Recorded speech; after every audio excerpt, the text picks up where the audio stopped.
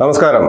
വളരെ ആസൂത്രിതമായ രണ്ട് കള്ളങ്ങൾ ബി.ജെ.പിയുടെ സോഷ്യൽ മീഡിയ ഹാൻഡിലുകൾ എം.എൽ.എ. വി.കെ. പ്രശാന്തിനെതിരെ പ്രചരിപ്പിക്കാൻ തുടങ്ങിയിരിക്കുകയാണ്. അതിൽ ഒന്നാമത്തേത്, ഓഫീസ് വാടക ഇനത്തിൽ പ്രശാന്ത് 25,000 രൂപ എഴുതി വാങ്ങിയിട്ട് 872 രൂപ മാത്രമേ കോർപ്പറേഷന് വാടക ഇനത്തിൽ നൽകുന്നു എന്നാണ്. എം.എൽ.എമാർക്ക് ഓഫീസ് വാടക ഇനത്തിൽ 1 രൂപ പോലും ലഭിക്കുന്നില്ല എന്നിരിക്കെയാണ് ഈ പ്രചരണം. അതിനായി എം.എൽ.എമാരുടെ ശമ്പളവും അലവൻസുകളും പ്രതിപാദിക്കുന്ന ഒരു പേജിൻ്റെ സ്ക്രീൻഷോട്ടും ഇവർ പ്രചരിപ്പിക്കുന്നുണ്ട്. അതിൽ പോലും ഓഫീസ് വാടക എവിടെ എത്രയെന്ന് പോലും പറയുന്നില്ല.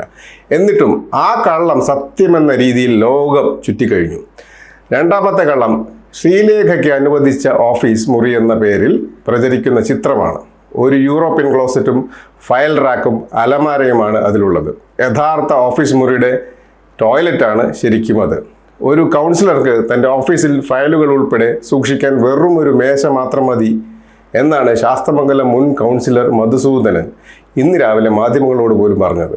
ഓഫീസിലേക്ക് ആവശ്യമുള്ളതൊക്കെ തൻ്റെ സ്കൂട്ടറിൽ സൂക്ഷിക്കാനുള്ളതേ ഉള്ളൂവെന്നും അതുകൊണ്ട് താൻ ആ ഓഫീസ് ഉപയോഗിക്കാറില്ലെന്നുമാണ് അദ്ദേഹം പറഞ്ഞത്. ടോയ്ലറ്റിൽ സ്ഥാപിച്ച ആ അലമാര തുറന്നു കാണണമെന്ന് ഒരു മാധ്യമ പ്രവർത്തകരും ആവശ്യപ്പെട്ടിട്ടില്ല. തുറന്നാൽ അത് കാലിയായിരിക്കുമെന്നുള്ളത് ഉറപ്പുമാണ്. ആ ഫയൽ റാക്കിലിരിക്കുന്ന പേപ്പറുകൾക്ക് നഗരസഭയുമായി യാതൊരു ബന്ധവും ഉണ്ടാകാനുള്ളതും സാധ്യതയുമില്ല. ഇന്ന് രാവിലെയാണ് അത് രണ്ടും ടോയ്ലറ്റിനുള്ളിൽ സ്ഥാനം പിടിച്ചെന്നാണ് മനസ്സിലാക്കാൻ കഴിയുന്നത്. കേരളത്തിലെ 140 എം.എൽ.എമാരും അവരുടെ ഓഫീസ് പ്രവർത്തിക്കുന്നതിന് എത്ര രൂപ മാസ വാടക നൽകുന്നുണ്ടെന്ന വിവരം പുറത്തുവിടട്ടെ. അപ്പോൾ മനസ്സിലാകും എം.എൽ.എ. ഓഫീസുകളുടെ യഥാർത്ഥ ചിത്രം.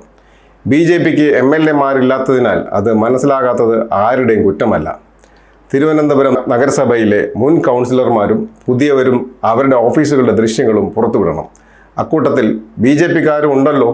ശാസ്തമംഗലത്തെ ഓഫീസിനേക്കാൾ വിശാലമായ സൗകര്യത്തിലാണോ ആ ഓഫീസുകളൊക്കെ പ്രവർത്തിച്ചിരുന്നതെന്ന് അപ്പോൾ നമുക്ക് മനസ്സിലാകും. ഇതിൽ പലർക്കും ഓഫീസ് പോലും ഇല്ലെന്ന വസ്തുതയും അപ്പോൾ വ്യക്തമാകും. ഒന്നേ പറയാനുള്ളൂ, നിങ്ങളുടെ ഗീബൽസിൻ പ്രചരണം സാധാരണ ജനം ഏറ്റെടുക്കുമെന്ന് കരുതുന്നുവെങ്കിൽ നിങ്ങൾ വെറും കൂപമണ്ഡൂകങ്ങൾ എന്ന് സ്വയം നിരൂപിച്ചു കൊള്ളുക. Zag news, Trivandrum.